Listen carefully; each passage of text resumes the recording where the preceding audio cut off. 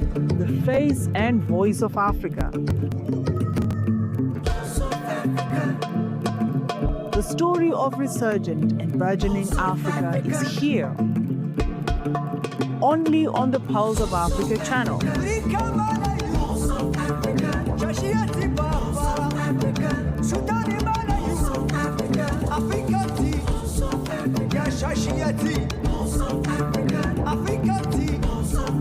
Pulse of Africa, the face and voice of Africa.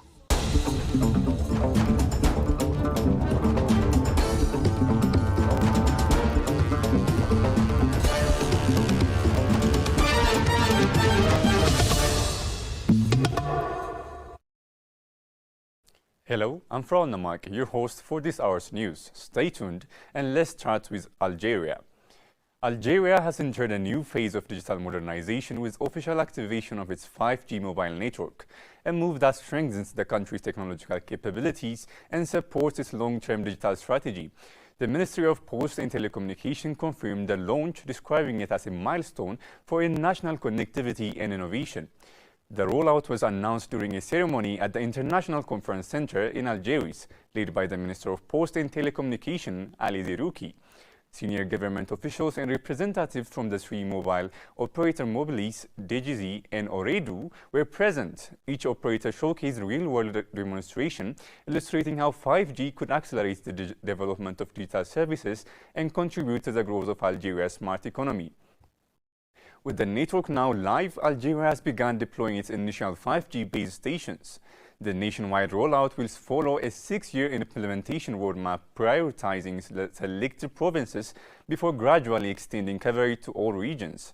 The phased approach is designed to ensure smooth adoption for citizens, businesses, and public institutions.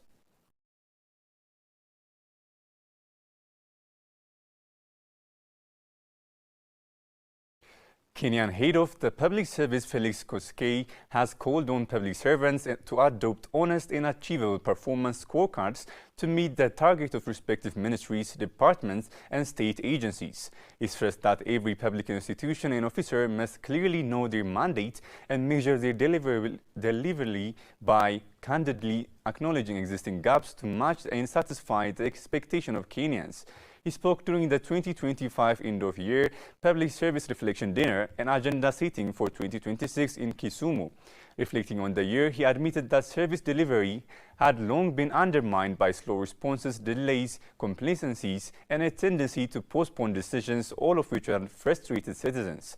He described 2025 as a rebuilding year for governance, with reform targeting weakened structures, leadership responsibility, and coordination across the public sector.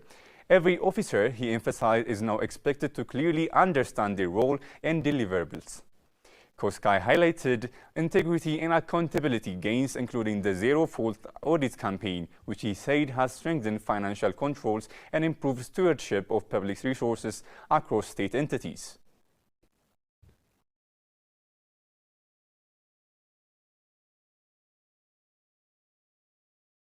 Malawi government has launched the National Children's Commission, marking what officials describe as a historic milestone in strengthening child protection and welfare. Speaking at Lilongwe on Saturday, Minister of Gender, Children, Disability and Social Welfare, Mary Nevaki, said that Commission will unify fragmented child-related efforts and ensure children are placed at the center of national policy. She reaffirmed government's commitment to safeguarding children and congratulated President Arthur Peter Mutharika and Vice President Jane Ansah on their electoral victory. NCC Chairperson Vincent Mokwawa expressed gratitude to partners and highlighted the Commission's mandate to serve all Malawian children equally. He praised the decision taken in 2019 to establish the NCC, calling it a seed planted for generations to come. Mukawa urged stakeholders like governments, NGOs, communities, and development partners to support the Commission, stressing that children are not only the future, but the present.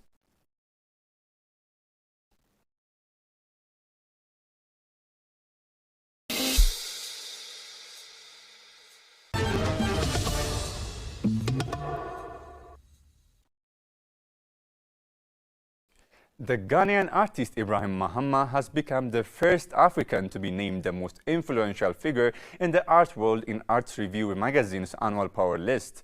Mahama, whose work often uses found materials including textile remnants, topped the ranking of the contemporary art world's most influential people, an organization as chosen by a global judging panel. He told The Guardian he felt humbled to be named at the top of a list he first heard about while studying at Kwame Nkrumah University of Science and Technology in Ghana in 2019, when the Chinese dissident Ai Weiwei topped the ranking. He said, "For me to be part of this, especially coming from a place like Ghana, which for many years was almost as if we were not even part of the discourse, is quite humbling." Mahama, who is based in Ghana's northern city of Tamale, said he hoped his success could inspire younger artists in his country to realize that they are part of the contemporary discourse and not just on the sidelines.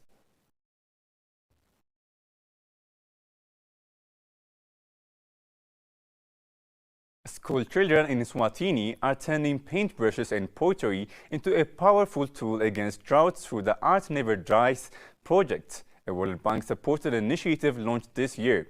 At Ngomani Primary in Ndabazwewe High School, hundreds of students created giant mosaic murals, painted water jerry cans, handmade seed bombs with drought-resistant plants, and conservation flags to protect local wetlands. One mural contrasts a barren, cracked landscape with a vibrant future where the iconic Nkanku bird signals the return of rain. The 5-day workshop, co-designed with local artists Kulekani Misweli and Swatini's National Disaster Management Agency, blended science, indigenous knowledge from community elders, and creative expressions to raise awareness about water conservation. As the region braces for more severe droughts, Swatini is showing that resilience can be built not only with infrastructure, but with the voices and visions of the youth.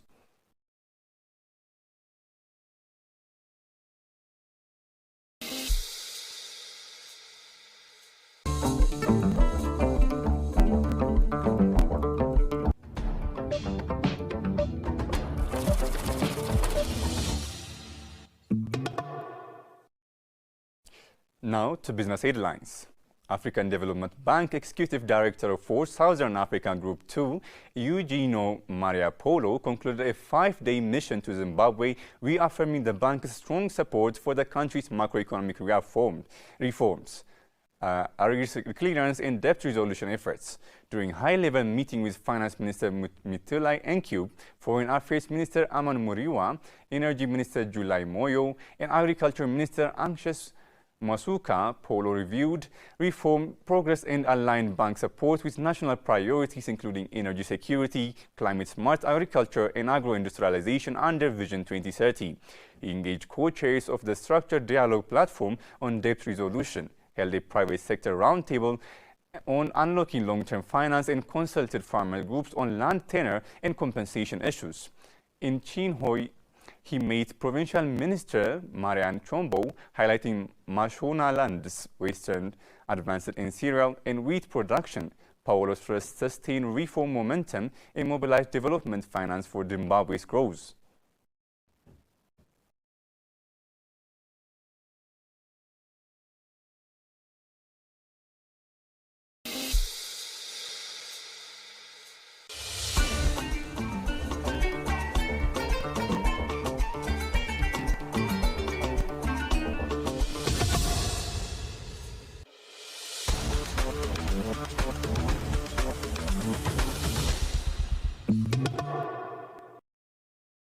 Moving on to sports news, Uganda head coach Paul Put has released a 30-man provincial squad as the Cranes intensify preparation for the 2025 Africa Cup of Nations in Morocco.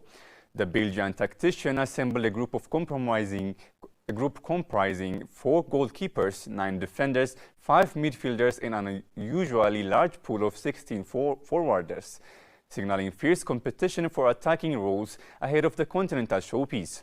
Put is expected to trim the squad to the mandatory 28-man final list before the December 11 deadline, as required by CAF.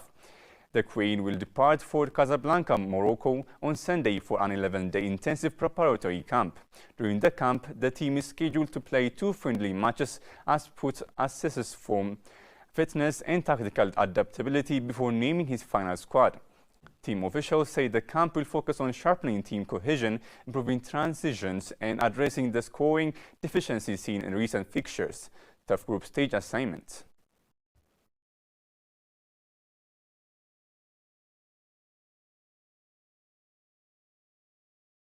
Now, let's take a look at the current weather forecast.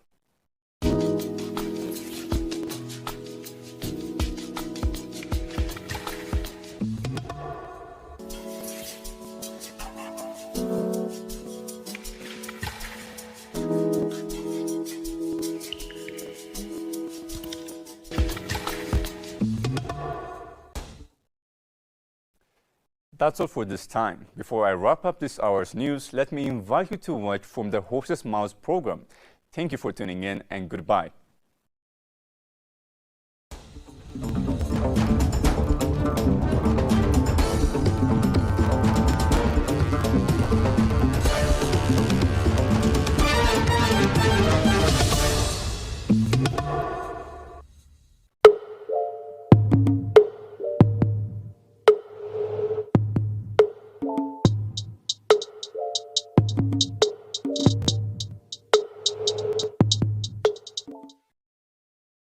Literature possesses the remarkable power to shape the image of our surroundings.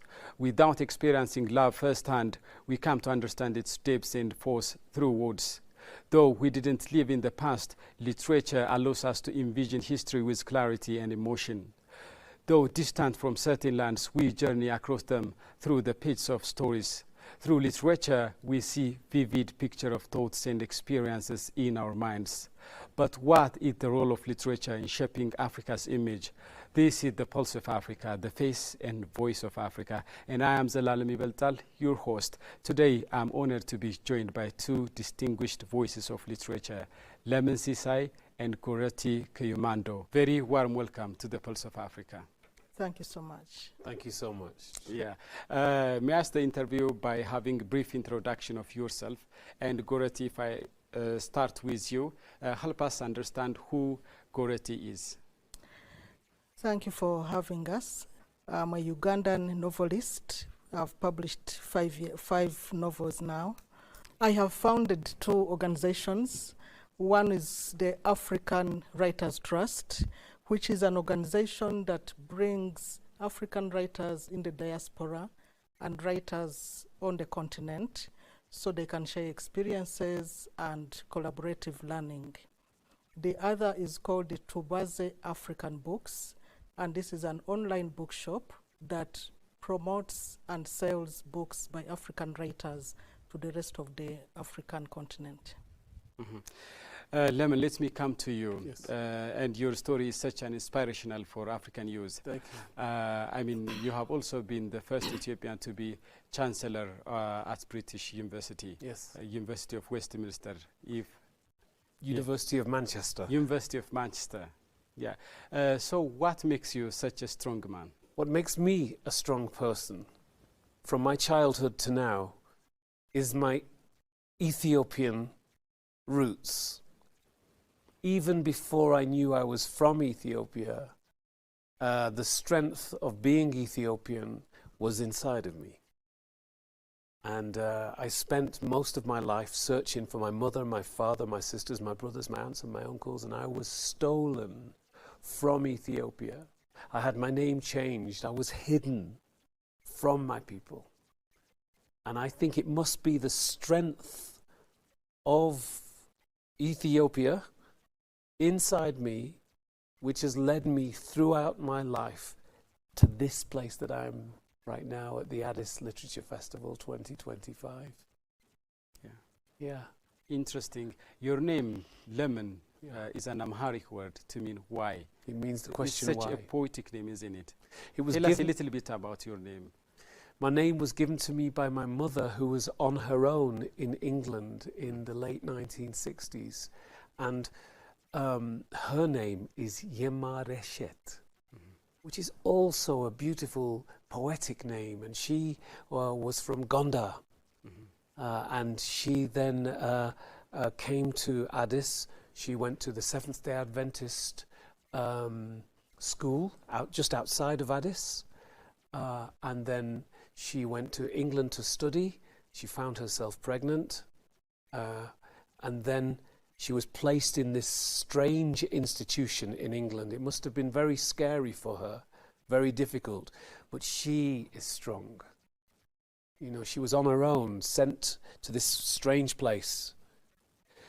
And it was at that place that a social worker stole me from her, changed my name, so he hid my name, named me after himself. You know, illegally. My legal name was always Lemon Sisai, but I did not know that. Yeah, so that's what happened to her, and then I was trafficked in England to foster parents, and then I was placed in children's homes, and then I left them when I was 18 years of age. The same year that Prince Alemayu, son of Theodros, who was stolen and taken to England, the same year that he died is the same year when I was 18 years of age that I left the system. So I was on my own. And from that day of being on my own as an adult, I was given my name, I found my name, my birth certificate. From that day, I began the search for my mother and my father and my sisters and my brothers and my aunts and my uncles and my grandparents. And now I have a nation as family and family as a nation. Interesting. I'm blessed. Yeah. I'm blessed. Thank you for that inspirational story, Lemon. And Gorati, let me come to you. Apparently, you are here to take part in Addis Literature Festival, organized here in Addis Ababa, Ethiopia. So what triggers you to take part and to participate in this festival organized in African soil? Yeah, first of all, I'm truly honored and happy that I was invited to participate in the first ever Addis Literature Festival, because this is very important. I organize literary festivals myself in Kampala, and for me, a literature festival is that time when writers showcase what we do in isolation. Because as writers, we work alone, we work in isolation, we scratch our heads. I always refer to my writing room as my torture chambers, because when I'm in there, I'm creating, and it is very frustrating. It's a very lonely journey for a writer. So you are creating something, and then if you are lucky, it gets published, but then you need to showcase that. You need a space to showcase what you've been working on, sometimes for years and years and years. And for me, Literature Festival does that it brings writers, it celebrates the word, the written word. It celebrates what writers have been working on in isolation, on a lonely journey, on a very frustrating journey. So it gives them that platform to showcase what we've been working on. So for me, a literature festival is very important, and I just feel honored that I was invited to participate in the first ever Addis Literature Festival. Obviously, literature is the most powerful tool that we can use to change the world. And in today's world, what we are having is absence of peace and absence of togetherness. We are witnessing, for example, absence of peace in Africa, in Europe, in Asia, in many parts of the world. And we are also witnessing a society torn apart. So what could be the role of literature in bringing and maintaining peace and togetherness around the world? Lemon. Thank you.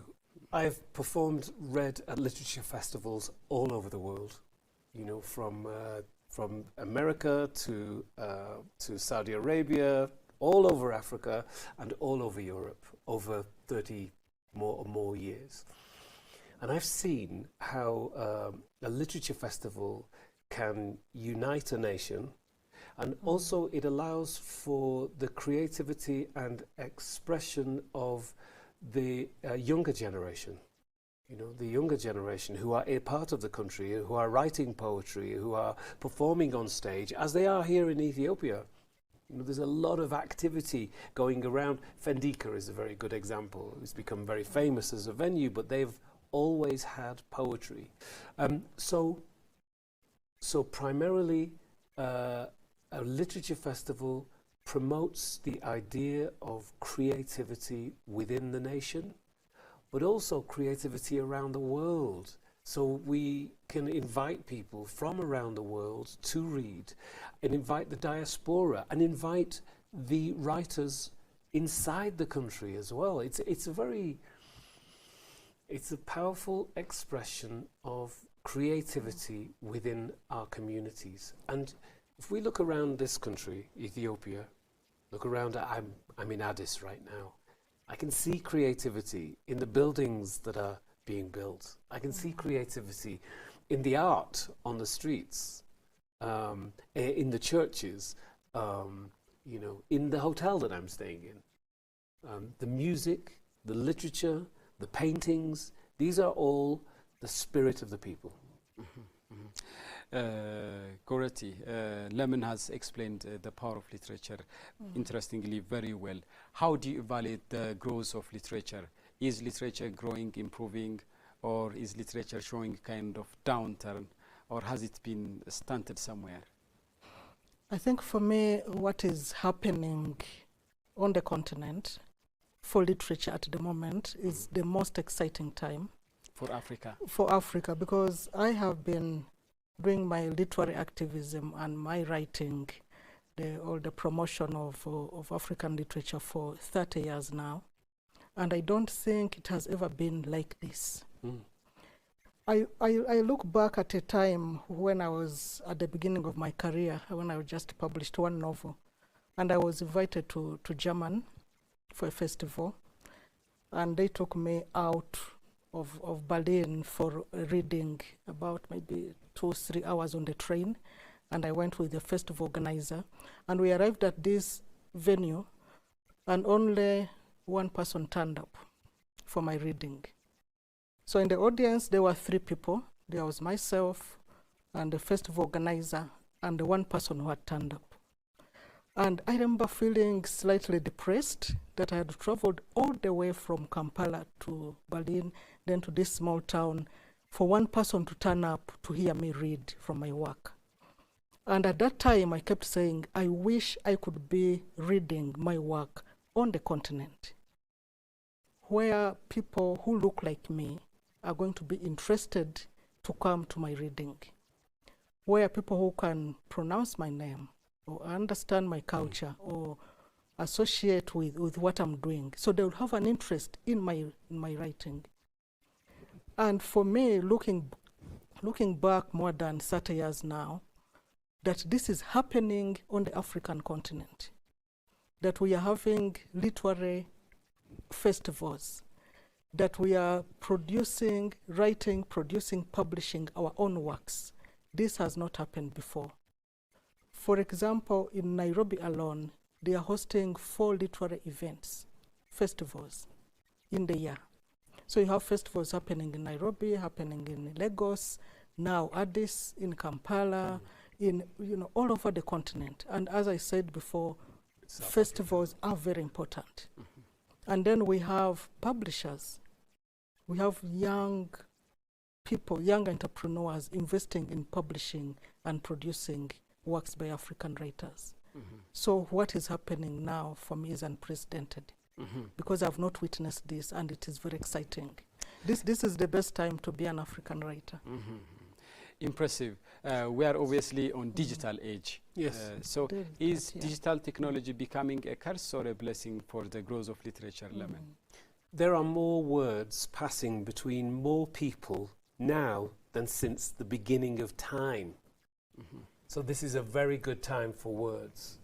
You know, a writer or a herdsman in Ethiopia can send a text that can be received by a man in Brooklyn, in New York. You know, so we are at a very exciting time regarding words and the travel of words between people. I think the digital age is a blessing. It is our responsibility as people who knew what it was like before the digital age to support the digital age in the generation who are coming forward. They are now reading poems from their phones. You know, the phone, the digital age is the biggest intervention in the spoken word and the written word that there's ever been. So I think we should embrace it. Let me stay on you, Lemon. But there are challenges to the growth of literature, and some people argue that digital technology has posed significant challenge to the growth of literature. For example, today's generation stick to technologies, stick to mobile, laptop and other digital apparatus and gadgets, and they don't stick to books. So it is rather negatively impacting and affecting the growth of literature. How do you respond to such arguments? One of the things that I love about Ethiopia, about Ethiopia and about Africa in particular, but also about Ethiopia because this is where I come to the most, One of the things I love are the booksellers, the booksellers who stand on the streets with their books, you know, that they can move from one place to another and they sell them. And if you speak to a bookseller, he will know all of the books that are available. And he will be able to talk to you about the literature. And he will be able to sell you new books and tell you about new books that are coming out. This is good. But the internet and the digital space is a representation of him. So you can have the bookseller on the corner of the street, which I love, with his tower of books. And you can also have books which are on the internet, which can be read on a screen. You can have both. I think it's a very exciting time. We need to embrace the digital age, but not lose the beauty of the physical book. You have something to add, Gority, on the challenge of literature these days? Yes, because we cannot fight technology. Indeed, we should embrace it. For me, it is adding, it is enhancing to the already existing formats of writing and publishing. Because one of the biggest challenges we have on the continent is moving content. How do we move content across the African continent? For example, I'm in Kampala, and Somalia is not far geographically from Kampala. But how do I get a book published in Somalia to Kampala, for example? How do I get a book published in South Sudan, which is not far geographically to Kampala? So for me, the fact that there's a technology to enable that, if I can't get a physical copy, then I can buy it online. Because moving content across the continent is a very challenging issue. Then how do I get books published in Francophone, for example, because of the language barrier? So if those books can be translated, creating another format using technology, and I can access those books in Uganda, and I think I should be embracing that. Ethiopia, for example, how do I get books published in Ethiopia to Uganda? By air, it's just 2 hours. The moment you're in the air, they're announcing you're about to land. So it is that close. But how do I get a book published from Ethiopia? How do I get it to my readers in Uganda? So if online digital publishing is going to enable that, then we should embrace it. You can't fight technology, but we have to embrace it. And let us talk a little bit about narratives, the power of narratives. We are the product of narratives. We are the product of what we have read in our childhood. We are the product of what we have watched, what we have heard in our childhoods. So I want you to explain a little bit about the power of narratives in creating, shaping and reshaping the narratives of Africa. You know, there is an African proverb that says, until the lion learns to write, every story will glorify the hunter. The hunter. Yeah, so meaning that if we allow somebody else to tell our stories, somebody with the power of the pen, somebody who has the power to control our narrative, the story will always glorify the hunter, the most powerful person. So if we allow somebody to come to the continent and define our narratives and tell those narratives and write those narratives, they are going to tell it from their perspective. So we have to take control. We have to take back that control and tell our narratives. So for me, what I advocate for is we need to own our narratives at all levels. We need to tell them. In other words, we need to write them. But sometimes it's not what we are writing that is getting published. So because we don't have the power to publish our own narratives, so the publisher is going to choose what they publish. They are going to choose to publish, for example, what we call poverty porn about Africa, so that all the stories that come out are glorifying the poverty on the continent, are glorifying the horrible images of war and disease and ignorance and poverty. That is what the publisher is choosing to publish. Probably they are looking at their market. Probably that's what sells in Europe and the West. But if we can take control of all the production processes of writing, of publishing, of distribution, of marketing, then we are going to control our narratives. Short of that, it's going to be controlled for us. And what gets out there is not going to be what we would have wished to be our narrative. That is so powerful. She said, until the lion starts to speak about itself, the story of the hunt will always glorify the hunter. Yeah. Lemon, do you think African writers here in African soil in the diaspora play their part in shaping the correct narratives of Africa, the nuanced picture and stories of Africa? Well, we must also say that it is happening now. It's happening. That we have the Chimamandas, you know, we have the Boketu Seyums, you know, we have the Tigist Mamos, we have the Aidna Mariams in the world speaking truth to power, you know, sort of taking back the narrative and speaking of our true experiences. You know, so it is happening, and this is why we have literature festivals. This is primarily, you know, it's exactly what Goretti is saying. We are taking back the narrative, and it's the most exciting time for literature in Africa now, you know. And there are literature festivals, like, as was said, in South Africa, in Kampala, in West Africa, in North Africa. It's a very exciting time, actually. I'm really pleased that, you know, Ethiopia is on board with this incredible movement, which is flowing across Africa right now. Goretti, how do you view the relationship between African diaspora to their roots? In terms of literature? In terms of literature. In terms of literature, that's why, for me, I started the African Writers Trust. So this is an organization I founded about 15 years ago now. And what motivated me to start it was I had moved to London. So now I divide my time between Kampala and London. I'd moved to London, and I was very eager to get into the literary spaces and to connect with African writers in the UK and in Europe. So I was participating in a lot of literary events.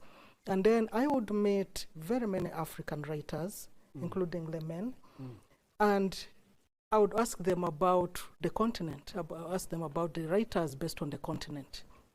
And soon I realized there was a disconnect between the writers in the diaspora and the writers on the continent, because I'd been working on the continent for 10 years, having founded another women writers organization.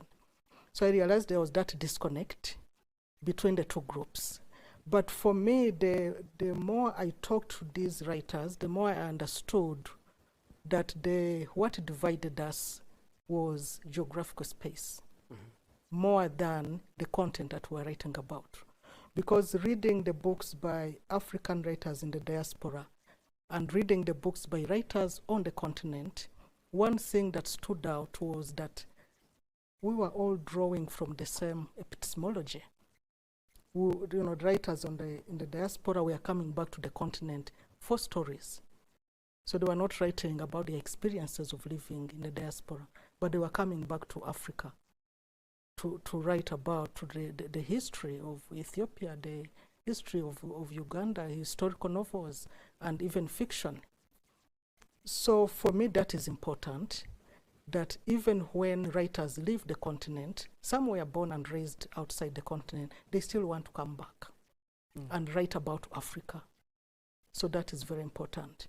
So the African Writers Trust tries to bridge those geographical spaces by bringing the two groups together to share those experiences, to participate in collaborative learning, because we are learning from each other, to share information, to share experiences and expertise.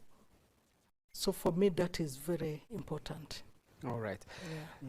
Yeah, we are about to finalize our interview. You are distinguished writers, internationally recognized writers, and I want you to close my program with your beautiful literature work. So let me begin from Lemon.